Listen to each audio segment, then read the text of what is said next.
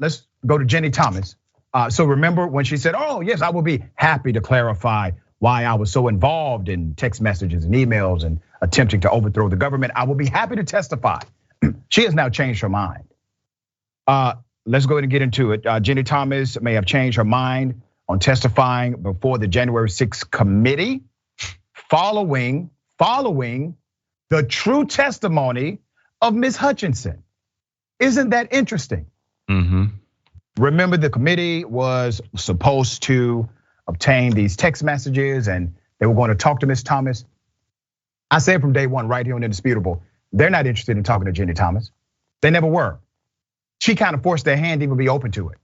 They wanted to send a letter. They didn't want to subpoena her. They didn't want to subpoena Mike Pence. There are people that they are trying to protect. I even talked to Congressman Ro Khanna. Ro Khanna said, listen, they should investigate Ms. Thomas. There is nothing barring them from doing so. And he agreed with me. She should get a subpoena, not some kind of letter just asking, can she attend? So let's put up the picture of Paletto.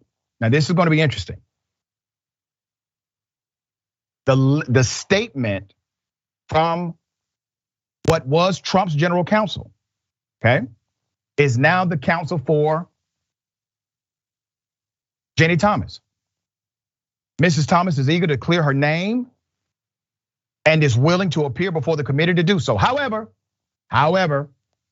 based on my understanding of the communications that spurred the committee's request, not subpoena, but request, I do not understand the need to speak with Mrs.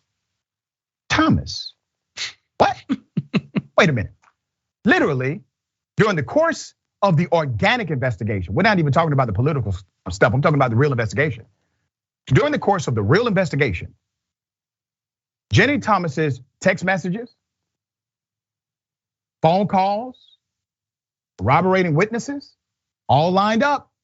Not only was she trying to convince DC lawmakers, she was trying to convince lawmakers in other states to overturn the valid, democratically held election. She was involved. Now, don't think it's a coincidence that the rulings of her husband, Clarence Thomas, Justice Thomas, perfectly aligned to her public advocacy, even when they disaligned with other conservatives on the bench. There's more. Prior to his post, this attorney served as chief counsel and assistant to Vice President Mike Pence. In an 8-page letter, it read, and I quote, part of it said, before I can recommend that she meet with you. Now remember, Jenny Thomas already said I will.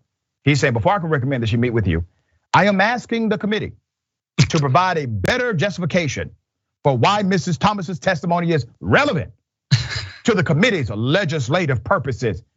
And see, and this is the problem I have with the committee. Why are you not sending out a subpoena? Damn it, a subpoena is not a request. You don't negotiate on a subpoena. You can negotiate on a letter, but they refuse to do so. He then argued that Jenny Thomas should not have to testify because she has been subjected to just so much stress. I mean, guys, she tried to overthrow a government. It didn't work. I mean, she's stressed out about this whole thing. So he says, and I quote, I would also note that this has been a particularly stressful time as the Thomases have been subjected to an avalanche of threats, death threats, and other abuse by the unprecedented assault on the conservative Supreme Court justices and their families. I wish a Karen would.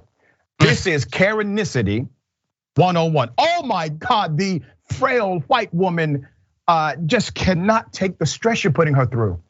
Isn't it fascinating? But once again, the January 6th committee, they're playing into the hands of power here rather than challenging it, rather than being a leader and leading through it. Sometimes, yes, you navigate egos, but other times you gotta check them. All right, Rick, thoughts? Lots of them. Okay, so Jenny Thomas not being subpoenaed is weird. The initial reports came out that it was mainly coming from Republican Congresswoman Liz Cheney. If that is still true, humongous problem. I agree with you in the last segment as well, to add on to it, that Democrats like Republicans, traditionalists, believe in these institutions, even as they erode, even as they take away our rights. they will always favor the institution over the citizens of the country. It's tough to hear, but it's true.